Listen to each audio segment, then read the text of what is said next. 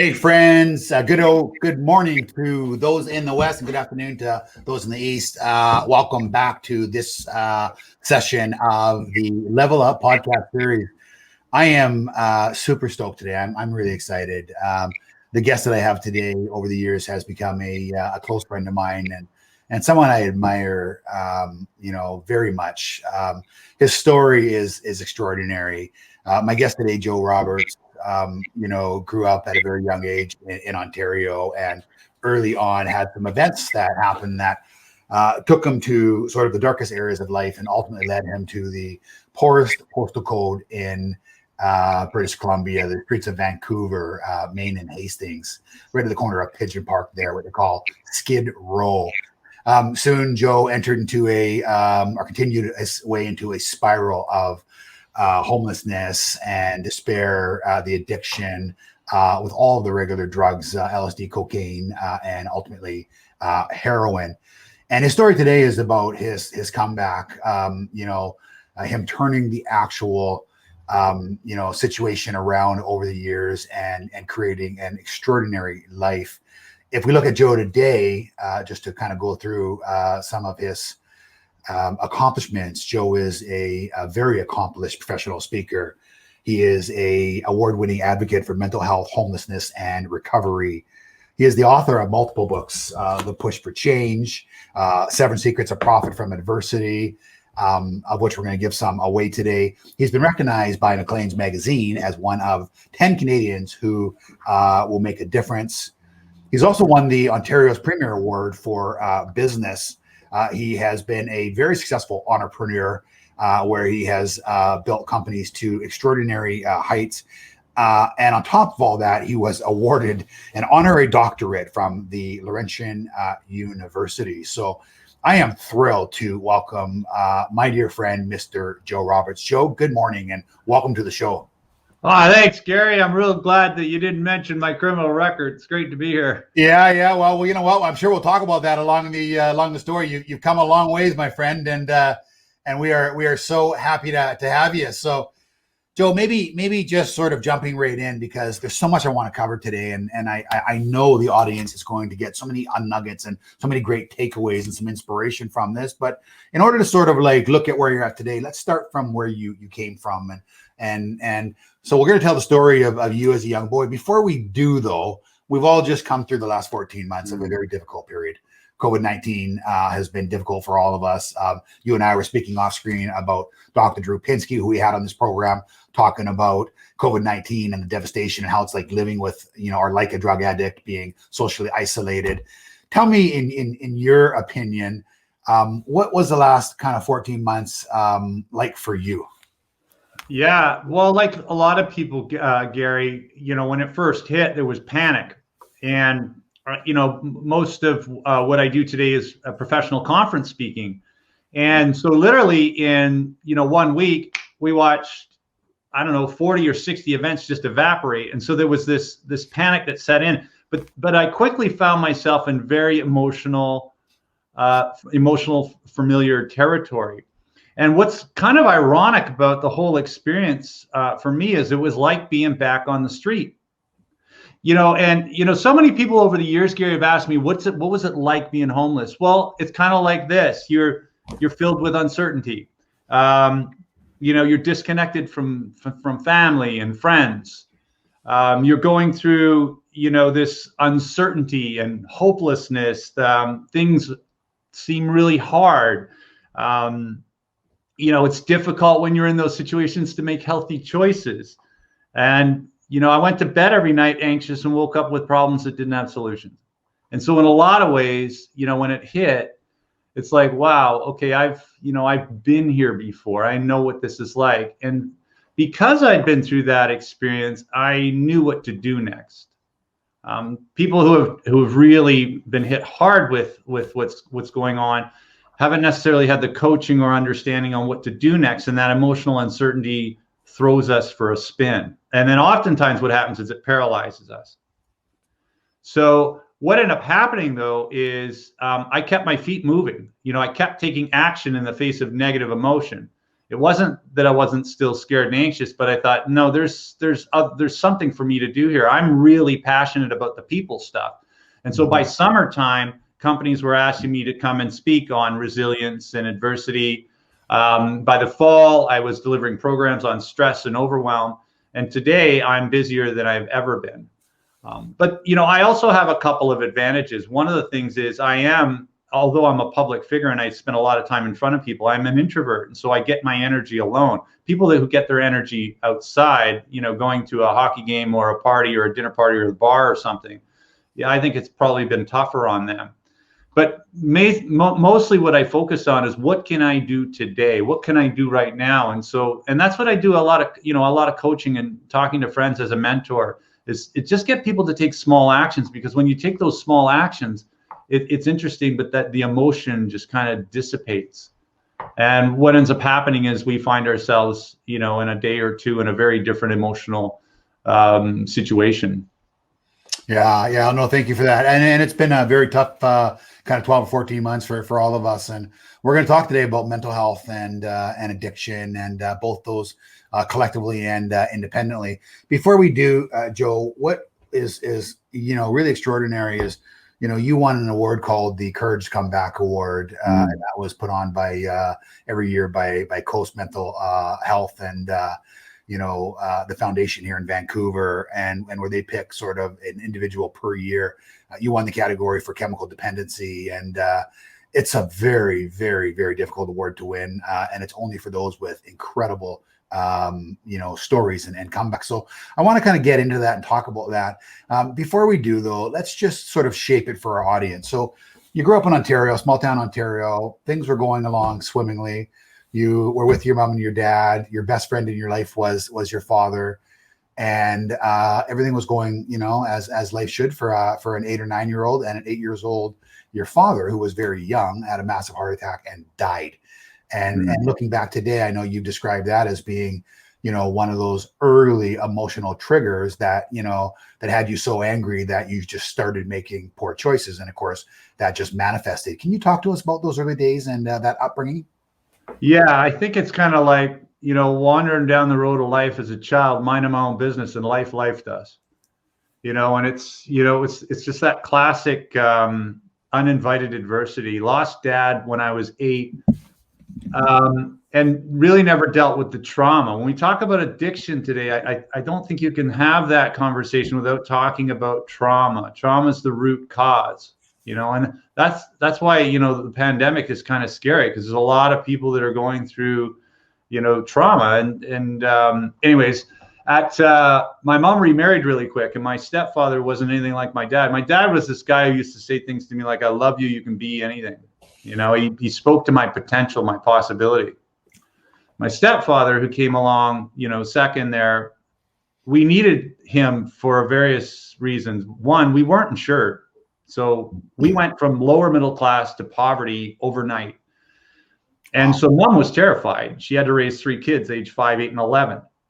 And so the stepfather was, I guess, what she felt her best move was. The only problem is he wasn't anything like my dad. He wasn't supportive. He didn't even want to be a father to us.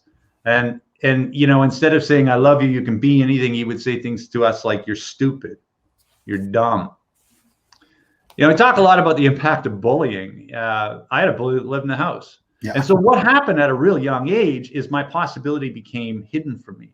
And I started to believe that nonsense. And the thing I know today, Gary, is that if you can get a kid or anyone to believe a lie about who they are, you can limit their impact on, on what they do and where they end up in life. When the opportunity presented itself at the age of 9, my brother and older friends were getting high, and I joined. And I didn't join because I was rebellious or I wanted to get loaded or any of that. I joined because I wanted to fit. Right. I wanted friends. And I went home under the influence, and my stepfather came home from a day of drinking, and he tried to intimidate and threaten me. And for the first time in my life, I wasn't afraid of him. I was protected under that bubble of substance use. And so it was a place I ran to for the next 15 years. And in the beginning, it's interesting that substance use actually helped me. cope. It just had such negative consequences as I got older. By the time I was 15, I got kicked out of the house. 16, I dropped out of school. 17, I went to jail for the first time. But I think the real key question, when we're talking about mental health and youth, or anything related to the homelessness issue, it's ask the question, what happened before this happened? And in my case is it's typical family conflict, early childhood trauma, the beginnings of mental health issues led me to more up on that continuum of being vulnerable for abuse. By the time I was 19, I escaped that little town and jumped a Greyhound bus and ended up coming out to Vancouver. And I was a kid, and it was out of the pot and into the fire. And over the next several years, my life just completely unraveled in the downtown east side of Vancouver. So Joe, let's just go back there, because I really like to use this show as sort of like some triggers. And there's nobody listening to this program right now that hasn't got a problem, hasn't something going on in their life, or has had one in the past, or is concerned right now with the behavior of their kids. Maybe their kids are distant, or rebellious, or this this COVID-19 period has been very difficult, or maybe they just think their kids, it's totally okay, marijuana's illegal now, and the kids just smoking a little bit of pot. What are the signs, do you think, if you're sitting here right now, because we've all been through it at different levels, what are the signs as a parent, and if there was signs, could your mom at that point have prevented those signs? Or what advice would you give to someone listening who is right now on pins and needles thinking, this sounds like eerily similar to my situation? Yeah, it's tough. So I'll give you my perspective, but I'm not a clinician, a doctor, and I don't work inside the sector. So I'm just a guy with lived experience. What I've done as a dad is really tried to strengthen my communication with my 17-year-old daughter, who went to school in Vancouver and was surrounded by absolutely everything. I'm a firm believer in supporting a person in challenging behavior. In the people that I have in my world who were continued in active addiction, and some still do, I support the person, but I challenge the behavior. In other words, you're fine, but if you've got a challenge and you want help from me, I'm here to have that conversation. If a young person is involved in substance use, abuse, addiction, they keep changing the names, so I can't keep up, and it looks like you've lost control as a parent, seek help. First seek help maybe for yourself in places like Al-Anon or Nar-Anon, but seek family counseling or intervention, because oftentimes our intuitive first response is wrong, and it's not because we don't care. It's just that it's not necessarily going to work. But I mean, if I go right back to the first thing I said, I want to have an open and honest dialogue, and that's what I did with my daughter, and just let her know that no matter what she does, I love her. Right. But there's certain things that she could get involved in that would be scary to me, and by creating that open dialogue, I'm able to talk to her about stuff. And the last thing I chose not to do is to forbid everything. I'm very conservative when it comes to alcohol and drug consumption, because I know how quickly it can devastate your life, especially if you are using it as a response to emotional stuff, right? And it can go from, you're just having a drink now and again to all of a sudden you're stuck in a bottle for a decade or two. So having just having that open dialogue and discussion with my daughter, and letting her know that, I love her no matter what, my door is always open. Yeah, I'll make one comment on that. A lot of people on this broadcast know that, we have massive drug addiction and mental health issues in our family, and very close in our family. And I made a huge mistake for 15 years where I had my brother, who I loved dearly, was quite sick and addicted and suffering mental health issues. And all I did is get pissed off at him. Like, come on, you're better than that. What are you doing? Are you an idiot? Yeah. Come on, Greg. Like, get it together. Like, that's not who you were. And I just gave him shit. And I realized that over those years, I pushed him deeper and deeper and deeper. And it was so there was so much despair and hurt. It was very hard. And then one day something just clicked. The switch went on, and I go, whoa, hang on. Let's try this differently. And I went, dude, I love you. I'm always here for you regardless. It's going to be a tough road. I get it. Lots of people go through it. And it was still hard because I was so against this misbehavior in so many situations in those darkest days. But the minute I just started loving him, just absolutely loving him, like unconditionally, I'm here for you, the entire world changed. Worth started to come back. You know, he didn't feel isolated from me, and I become his closest advocate on the face of the planet. And it was simply me just doing what you said.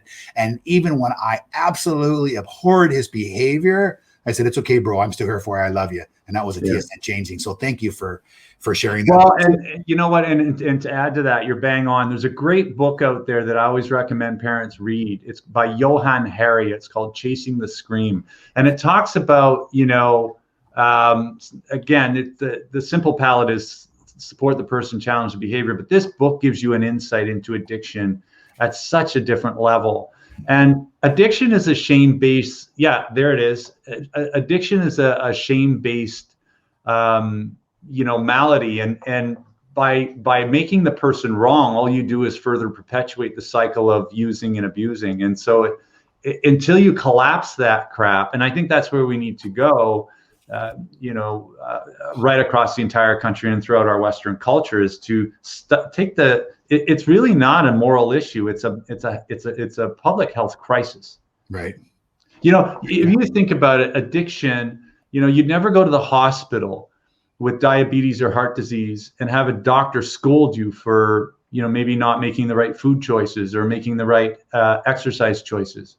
Could you imagine a world like that, Gary? If you went to the hospital with diabetes or cancer or coronary heart disease, and they treated you like that? But that's how we in our culture treat addiction. And I just don't think it's the path forward. I think we need to rethink our empathic leadership perspective of this core issue. And when we do, that's when we'll really start to win en masse. Yeah, amen. Listen, for those of you on the broadcast today, we have a hashtag. If you want to hashtag it, it's hashtag level up like Joe. Hashtag level up like Joe. So guys, obviously anyone who makes a comment, or we're going to take 50 of you. Joe actually autographed his most recent book, Push for Change, and we're going to send it out to all of you. All you got to do is make a comment, post it, tag us on social media. Can't wait for your feedback. So Joe, here you were now. You were incarcerated by the time you were 17. You got out. You're on the Vancouver east side. You're living under the bridge, and you are penniless. You are hopeless. And you are desolate. Tell me what that was like and what the hell was going on in your mind. Yeah, well, it was a lot like, you know, last year. Just fear, uncertainty, hopelessness, despair, depression, and, you know, lots and lots and lots of poor choices. I was that guy you see pushing a shopping cart, dirty and disheveled. And you know, by this time I had graduated from, you know, pot and soft drugs or whatever to alcohol and to coke and heroin. And heroin was my drug of choice. And one of the things about heroin is you go through withdrawal when you stop taking for any period of time. And I remember about 3 days before Christmas 1989, I was sitting in Pigeon Park, right in the epicenter of the downtown east side, and I was rocking back and forth going through opiate withdrawal. You know, and the only way I can describe this is it's like the worst flu you've ever had times 1,000. You know, the sweats and the aching bones, dry mouth, high level of anxiety. And I needed $10, but I didn't want to rob or steal because that's just not the kind of kid I was. And I looked down at my boots, and I came up with what I thought was a good idea. And when the bar opened at 11, I went in and I sold those boots. It was the only item I had left in the world that was worth anything. Wow. And I remember walking out, you know, Gary, when I talk to people and they're going through depression and hopelessness, I get that. Dude, I get that feeling, because I remember walking up East Hastings, tears streaming down my face, thinking, how did I get here? Bootless, homeless, hopeless, just had nowhere to turn. And here's the thing, you may not identify with the circumstances of, you know, being a heroin addict and bootless in East Vancouver, but everyone listening to this today has been in those days where it gets dark. And here's what I learned, you know, it's like in that moment where I just didn't want to be alive anymore, I did something different. And I reached out and I asked for help, and I said a little prayer. And I never described myself as a guy who's religious, but I've always believed in something, and the prayer kind of went like, give me a second chance. I don't deserve it. I really don't. But if you give me a second chance, I promise I won't waste the opportunity, and I'll do something to pay it forward. And let's talk about that here. I don't want to interrupt your thoughts there, but I really want to get into, you made a promise right there that if you get a second chance, if there's a chance, if there's some sort of intervention, powerful force, someone to send you something to get you there, that you would one day pay it back. And you decided to pay it back with something called Push for Change. But obviously this entire life that you've created now about, helping others through those dark days. Yeah, well, there was a whole lot had to happen before the push really even came into focus. I needed to deal with the mental health. I needed to deal with the addiction. I needed to deal with getting up off those streets and moving forward. And so, it's really interesting. A lot of times when my bio gets read, Gary, it sounds like I pulled my socks up and get on with it. But I'm here today because of over 10,000 people who were there for me to support me. I remember back in Barrie, before I left, I had this girl that I dated in grade 10, and I loved her to pieces. And when we finally, she broke up with me because my behavior was so erratic, that's when I ended up in Vancouver on the streets. But shortly before I got off the streets, I remember sitting on this park bench with this guy named Gus. And I remember him looking at me and saying, Joe, there's more to you than you can see. And I don't know what it was about this guy. He just had this empathic leadership, And what was sitting in front of him that day, Gary, is a guy with dirty fingernails and matted hair and scruffy beard and yellow teeth and clothes that I've been wearing for months, and a stink that comes from living outside, and just a terrible personal hygiene. But he looked past all of that, and he said, there's more to you than you can see. What I think is that great leaders, great parents, great grandparents, great entrepreneurs, they look at the world not as it is, but how it could be. I'm here today because people believed and saw something in me that I couldn't see in myself. And so today when I look at the world and I see people struggling, I look past the struggle, I look past the circumstances, I look past the micro and macro stuff that's going on, and I see potential. I see potential in them because I know that we're not defined by the crap that happens to us in life. We're so much more than that, man. If we only knew how far we could go. But what happens is fear colors, our emotions, and it keeps us small. Yeah, this is honestly, the hair goes up in the back of my neck. As I said, not only obviously my brother, but riddled throughout my family. And in Pigeon Park, my first cousin, Kenny, did a heroin hotshot overdose and died, bottled out of Pigeon Park, and also grew up in a very dysfunctional home, and there was huge challenges. And it's, I loved what you said earlier. You said, what happened before this happened. And there's one thing, Joe, and I want to just address this, and this might be controversial, but it pisses me off when I'm with somebody in a car or I'm driving through the Vancouver East Side and people go, oh yeah, look at all these freaking people, and they dismiss them, right? It's their own fault. They were doing drugs. That is so untrue in so many cases. Usually it's a very, very tough, difficult upbringing. There's a family breakup. There's poverty. They go to get away, to escape, because they have nowhere else. They have mental health issues, and then mental health issues, as in order to numb their pain, right? They start using.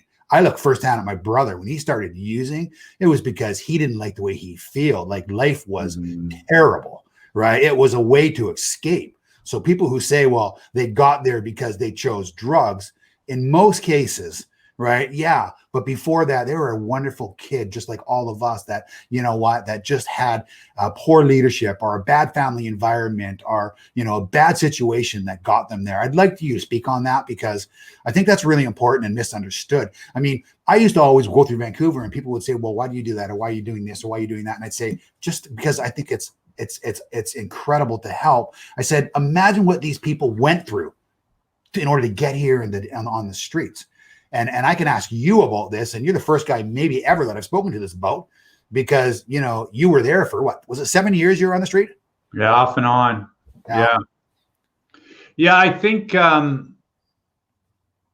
look, I totally get that people have biases in the way they see things. And that has a lot to do with, the stories and messages that they got when they were growing up.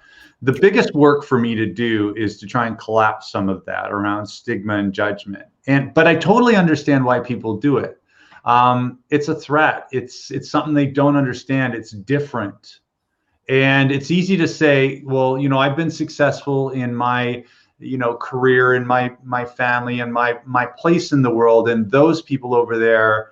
But I think that, when we really do get into empathic leadership, where we say what happened there, because I think it's incumbent upon us as a society to do our best to support people who are vulnerable. Whether it's part their upbringing and part their choice, I don't, again, I go back to that health analogy. I don't really care if you came into the hospital with obesity and heart disease and diabetes. I don't really care what your behavior is. You're sick. I need to help you, and we're in a change right now, and I am excited about where we're going. It took a generation to make drinking and driving uncool. When I was growing up, drinking and driving was fun, man. You got a box of beer and a bag of ice, and you went and run over mailboxes, and then you go into school and tell people what you did in the weekend. And everybody would laugh. That is just not cool anymore. We've changed the way we think about those things. And I think that we're doing that now. And so I remain optimistic. And my role to play is to simply tell this lived experience story and point to the things that other people can relate to. Like when they were told they were stupid when they were a kid, or they had this experience, or they look at that time when they were 14 or 15, and it really could have gone either way for them. Had they not been that sports team or had that coach, maybe they could have been, glued to a pipe in the 100 block East Hastings. So tell us about the day. So you just shortly before you had the conversation, you just sold your boots for $10, and you met this remarkable man sitting on a bench.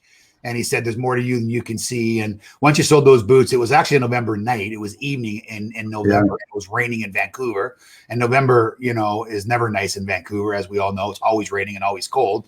And you walked up the street, tears streaming down your eyes, your face, asking yourself how you got here. And then you did the one thing. And I want to ask you why this was different and had you done this before, but you did the one thing that that came to mind, and that was you called your mom. Tell us about that and how that started. And had you called her before and you just weren't ready, so she wasn't ready to respond, or it was a tough thing, or what happened? Mom and I always had a good relationship. Even after I left the house because I couldn't get along with my stepfather. He was violent, abusive, and I couldn't stand his crap anymore. But Mom and I stayed connected. But when I went to Vancouver, I often lied to Mom about how bad my situation was because I didn't want her to worry. But finally, I'd been back into this corner, and I reached out, and I just begged her to take me back. And by this time, her and the stepfather had divorced, so she had room in her house. And I went back to, she flew out the next day and basically rescued me off the 100 block. I was 165 pounds. I had drug sores all over my face. And I remember she kissed me on the cheek. She said, let's get you the support you need, and brought me back to Ontario. I entered into a detox facility in Kingston and then a full residential treatment program in Belleville. And after 6 months, I had this addictions counselor to trick me into going back to college.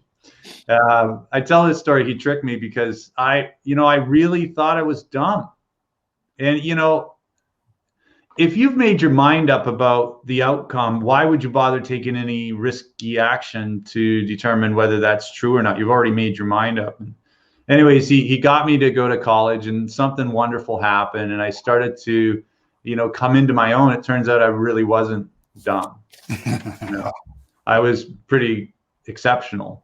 And I started to excel, and I got A's and B's. And finally, after 3.5 years, I walked across the stage at Loyalist. They said, Joe Roberts, Dean's List, And I remember I had this section in the back of recovery people. They were bringing down the real estate values, and they were hooting and hollering because they knew how far I had.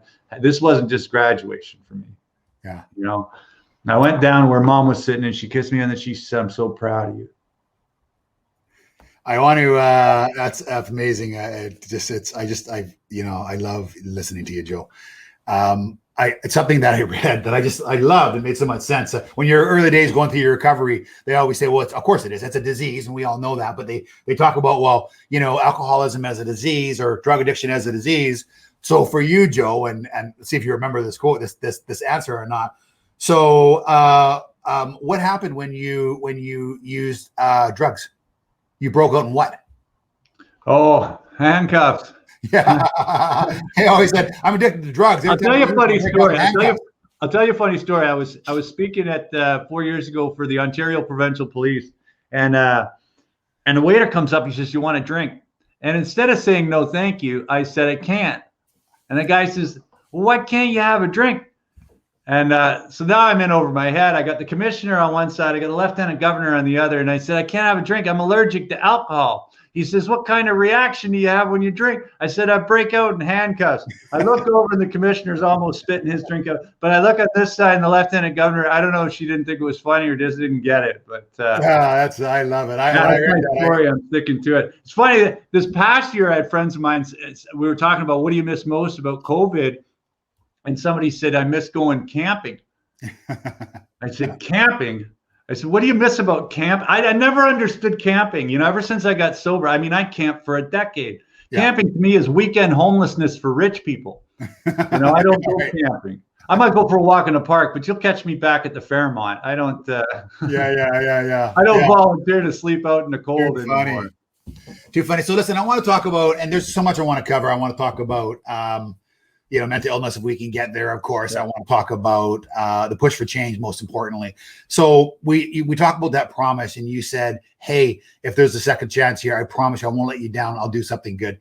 And push for change, you wrote a book on it, but you actually walked across Canada. You walked 9,000 kilometers pushing a shopping cart across Canada, and you were raising awareness and raising money for our most vulnerable, for our youth, our teenagers, our homeless teenagers, that very, possibly are dealing with exactly what you dealt with. It was near and dear to your heart. Tell us about the spark for Push for Change, and then tell us about the actual walk itself. That's extraordinary. Yeah. Well, after graduating, I went out in the business world and I had all these transferable skills and I crushed it. And in less than 12 years, I went from a guy pushing a shopping cart to being on the cover of Canadian Business. Yeah. I was the American, the Canadian version of the American dream. But when I got to that place, Gary, I really wanted to do something to pay it forward. I had a little bit of money. I bought back some of my time and I had some influence. I had some levers I could pull. And the thing that I love more than anything is telling a story. Giving people a perspective on their personal resilience. And I have this unique opportunity with lived experience to reshape the way people see some of the most important issues facing our country and, our Western culture and the planet. So after, I'd succeeded, I stepped away from the corporate world and running my company, and I sold off my controlling shares and I started to do speaking. And through this idea to do this national engagement project started to percolate. And I was on an airplane ride with my former business partner, Dr. Sean Richardson. You've met Sean. Yeah, I've met Sean a couple times, yeah. Yeah, and we were flying to Calgary, and I said, "Sean, I want to inspire Canadians. I want to get them to think differently, just about the stuff that we're talking about right now, mental health, early childhood trauma, family conflict, the things that put kids in that exposure that leads to them being homeless as a teen and then eventually as an adult. If we're going to address homelessness across, Canada and the United States, we've got to deal with the youth stuff first, because that's where they come from, right?" For sure. And so, and in this conversation on this plane, I said, "Well, how could we inspire people? How could we raise money? How could we raise awareness?" And Sean says, "Well, when Canadians want to raise money for things, they run across the country." And we were thinking about, of course, Terry Fox and Rick Hansen, these, Canadian icons. And we were thinking about that, and Sean says, "Why don't you run across Canada?" And I said, "Why don't you run across Canada?" At the time, I was 70 pounds bigger than I am now. I was a non-athlete. The idea of running across the second widest country in the world didn't appeal to me, right?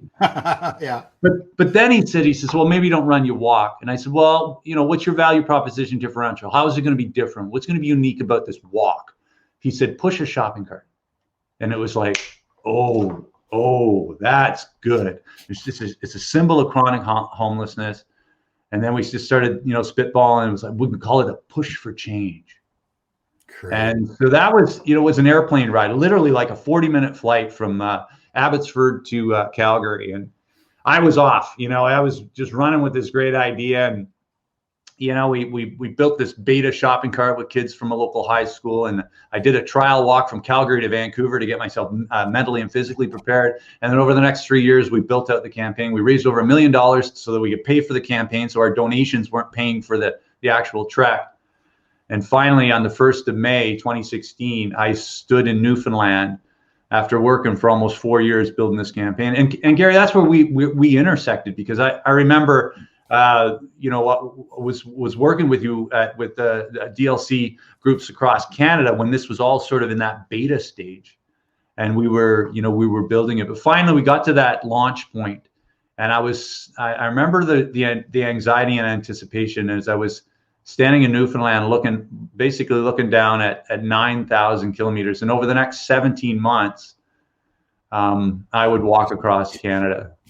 And, to say I was 17 months was the start to finish. And you went through some incredibly, difficult times. The weather was violent in periods of the walk. And how far did you walk every day? I woke up at 5:30 every day, and I did 24 kilometers, which was a minimum. Yeah. And so that had us on track to do 6 days on, 1 day off, because you needed to rest the body. And my biggest fear was anybody going to care? Right. I had put a whole bunch of business stuff on hold to do this, and I'd thrown in just a ton of my own time and energy, but I wanted to make sure that we had an impact. And honestly, I wasn't sure we had all of that right, but I just kept walking. I kept taking steps in the face of that negative emotion, and something extraordinary began to happen as I slowly worked my way across the Maritimes and eventually into Ontario. In fact, I think Gary, we have a video. Yeah, I was just going to say, tell me about the hardest periods for Push for Change, and I think there was a video that we have queued up. Maybe is that you want to roll? Yeah, let's show that video, and then I'll tell you about one of the hardest days in the campaign. Yeah, the video is great. It shows how well Canadians responded to it, and it's actually pretty inspiring. Cool. Let's roll that, Dave. This is for, every kid in this country who feels different, who gets stuck. And it's our responsibility to reach out and help those children transition safely into adulthood. Sometimes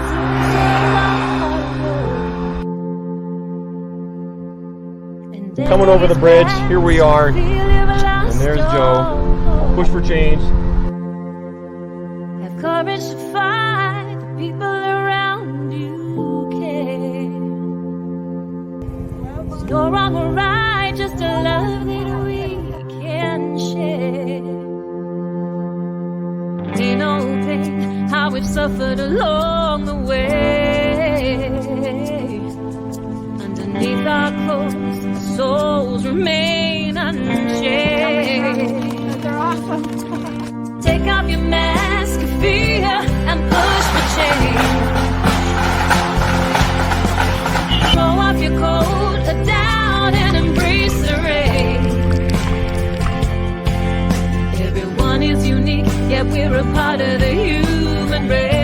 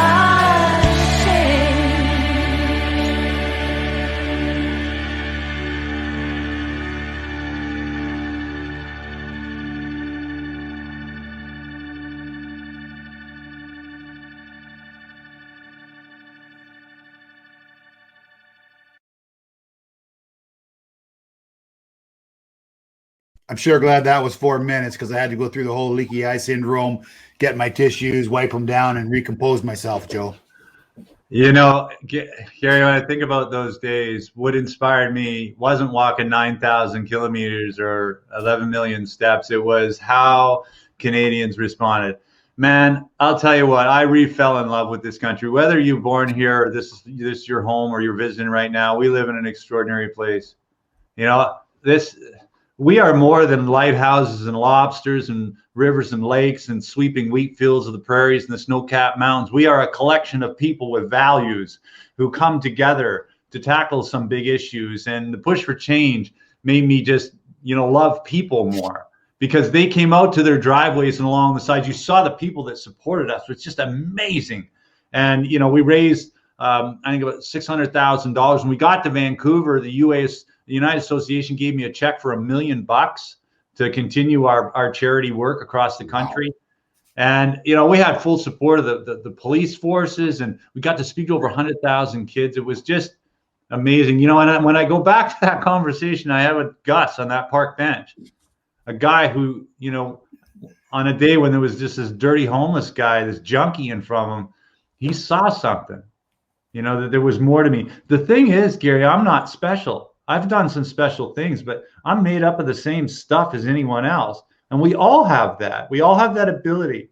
If we simply got up off that park bench or that couch and take some steps forward, we can make a difference and change the world around us. Yeah, it's just absolutely incredible. Do you used to have the I am Canadian chant? I know you're so proud. Yeah. So do you still do that, or do you still? Is that? Yeah. Okay. Yeah, I love it because it's. there was a comment on here that just actually inspired me to ask you about it. It just said like so Canadian, so amazing. Yeah, I'm deeply patriotic. I really love. I think that we're a distinct culture, and when I left, I had two fears in Newfoundland, Gary. One was I might gonna make it. I was 49 years old when I started. I was 50 when I finished. So that's a lot of pounding. And I remember when I got into Northern Ontario, for those of you who know the geography of Canada, Highway 17 between Sault Ste. Marie and Thunder Bay is one of the most treacherous during the summer. Forget about the winter. And that's where we were. In the middle of winter, I was walking over Lake Superior. I had minus 40 temps, 70 kilometer an hour winds coming off Superior. And I started to feel sorry for myself because I woke up, my ankles and knees were hurting. And one day I went out, and I was committed to this. There was no real wiggling out of this. I had to keep going. But I was pissing and moaning, and I got up and I started to walk, but my mood started to improve around 10, 15K. And at the end of that walk, I was standing in front of the Wawa Goose. And I remember looking up at this stupid goose. And I don't know what it is about Wawa Goose that's iconically Canadian, but it is. It seems to make it into every Canadian video. And as I stood there, something hit me all at once. I live in a country where you can go from Skid Row to CEO.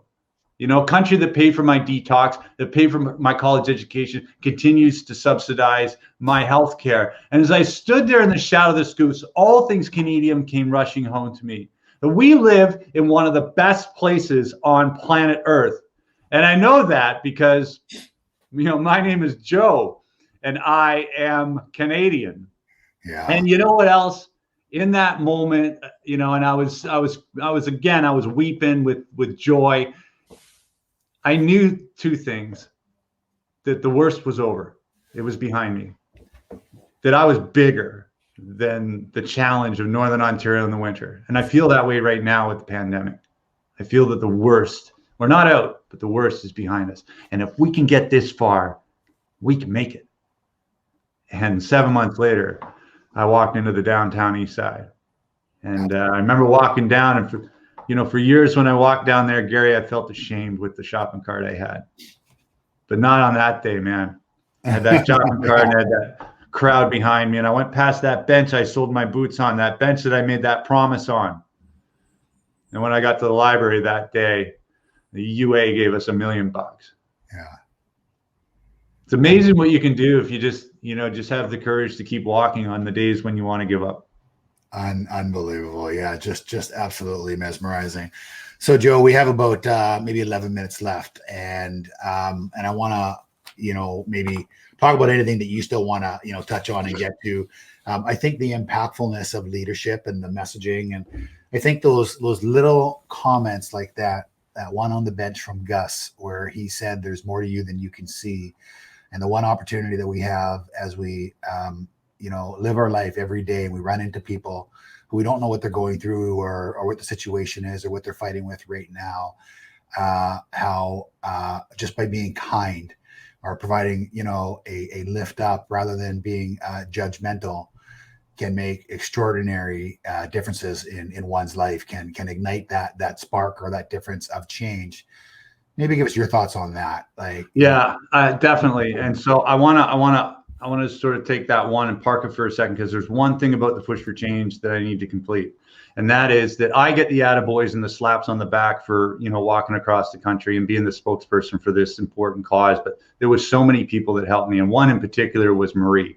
Now, Marie was the campaign director, and she was in my corner the whole way. And she would put in 14-hour days and invested, there she is, and invested a whole bunch of her time, to make this thing happen. And if it wasn't for her and her team, that walk would have never happened. And I'm real fond of the work that she did and she put in. I'm also fond of Marie because we share our life as husband and wife, but it's not just our shared values and the push for change that connect us. We're also connected by the past. Crazy. Yeah. Well, Marie, I know. Hold on, Gary. Okay. Marie is the same girl from grade 10. Oh my God. No, crazy. The girl who believed in me, for my first girlfriend, my high school crush, but after 28 years, we found each other again. And just before the push for change actually took off, and if it wasn't for her talents and skills, it wouldn't have happened. And today, she's actually downstairs on the call right now. She's my best friend. She's my partner in crime. She's my cheering section. And I wouldn't be anything without her. And it's just one of those, it's a love story. On the management stuff, I believe in one thing, and that's a possibility mindset.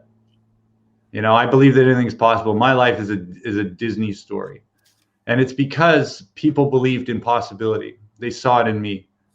Possibility is the opposite of probability. Probability is typically fear-based, the way we see the world, or pattern-based. We recognize patterns, right? And this is important to our evolution as a species. We needed to recognize patterns to know where the berries were and the fish were, and in order to, do these cycles. Problem is that recognizing patterns, it's void of innovation. And right now, more than ever, it's innovators and disruptors who are actually going to change the world. And so Einstein said that, the greatest thing is imagination. Possibility is looking at ourselves or the world, not as it is, but how it could be. In 2006, there wasn't such thing as a mortgage broker, or was there? There was a bunch of banks, and they had money. And then along came, a couple of guys from POCO who said, well, wait a minute, there's an opportunity here. Innovation and possibility mindset is what put us on the moon. It's what drove Dr. King to deliver a speech about racial equality in Washington, D.C. in the late 60s. And it's what drove a one-legged boy from POCO to want to run across the country and impact us even to this day. Possibility is where I want to be as a dad. It's where I want to be as a leader. It's where I want to be as a speaker. I don't care what you're showing me right now. I know there's something bigger in you. And my job as a coach, a mentor, and a leader is to draw that out of you. And if I do that, I win, you win, we all win. And I need to guard that, because it's real easy to get in to complaining and to get into recognizing the patterns and say, if it's like that today, it'll be like that tomorrow. I disagree. I'm the embodiment of a possibility mindset and work that people gave me. So yes, embedded in that is empathy, but it's really guarding the way we think about how we see ourselves and the world around us.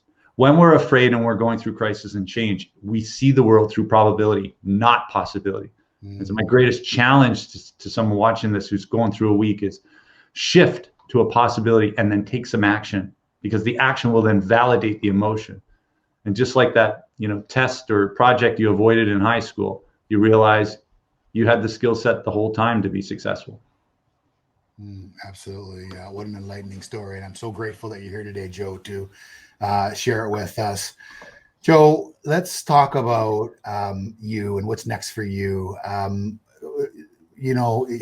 you're talking about, you're sharing your story, and you're talking about, getting people through those darkest days, and identifying the possibility in them, right? Letting them know that they're more. How do you define greatness? Like for you, like when do you know, like, I've achieved everything that I ever wanted to achieve, or is that even possible? Yeah, that's a tough one, because you gotta balance desire and contentment, and desire, unchecked, is the enemy of contentment. So, you know what I mean? It's like I'm hungry, I'm happy, but I'm hungry. Right. I'm happy, but I'm hungry. Right. I think that the greatest display of a human being is when they're in service to others. And so that the people I admire the most, who, they may have a lot of means and success, but they're reaching out, and they're in their role to help and support and make others great. I mean, those are the people I want to hang out with and spend. That's why I've always enjoyed your company, because this is what you do. This is how you've built your culture, right?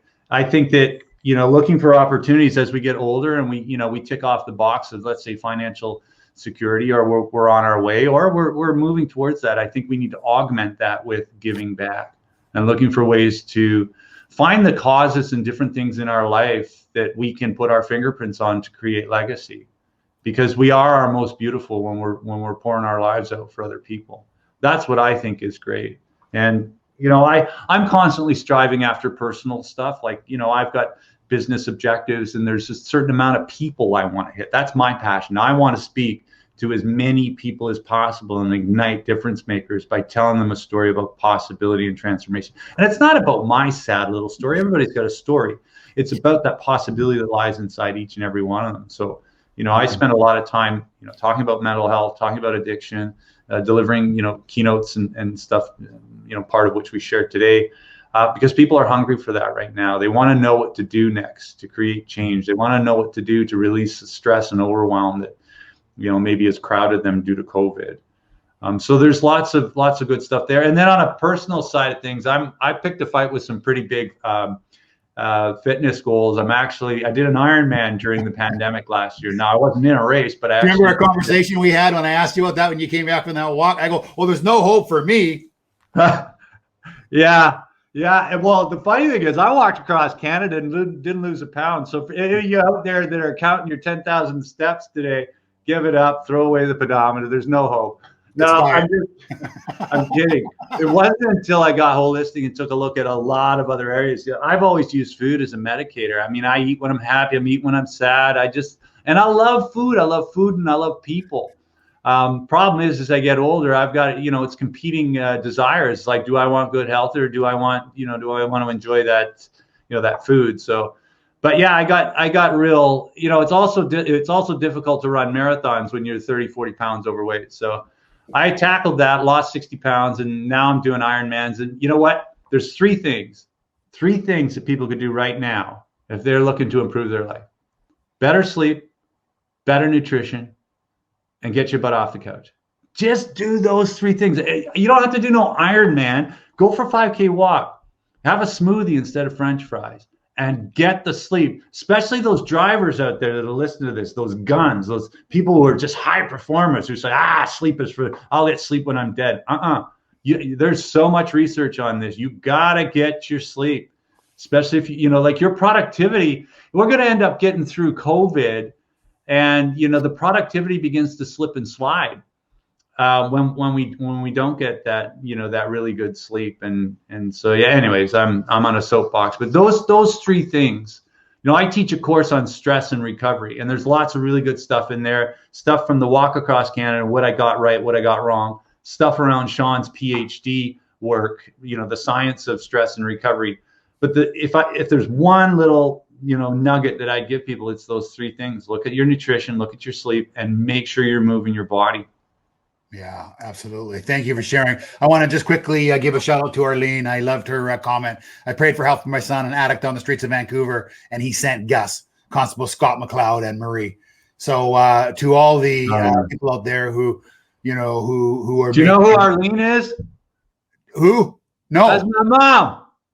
You're kidding me. I did not know that. You are mom. Arlene, it's so nice to have you. I had no idea. Yeah. I didn't know if you're just someone from the public, or you were with one of our groups. Mom, I love your son. He's a dear friend of mine. You should be incredibly proud, and you are the epitome of what every mom should and could be. When Joe was at his darkest days, what did he do? He called mom. Good old mom.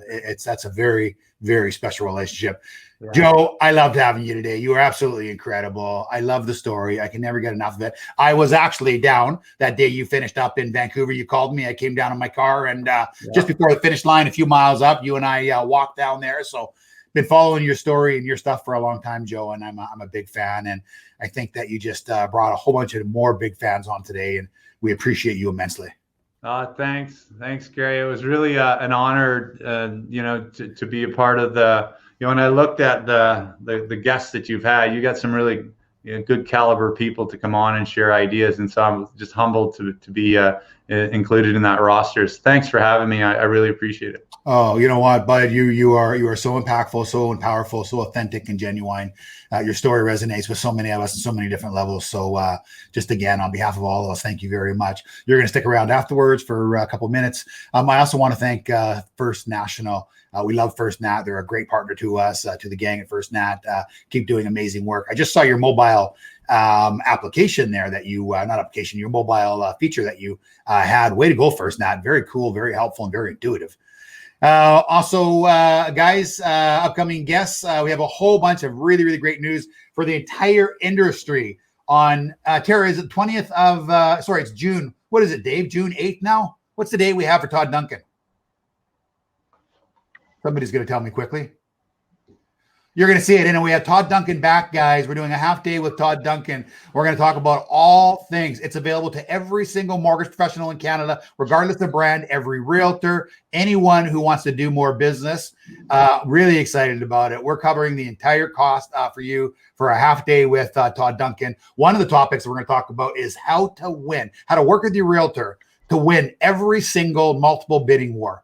Right. And a whole bunch of other quandaries and challenges that we're working with today. So that's going to be open. We're going to get that link out. You guys can share and spread that really, really, really quick.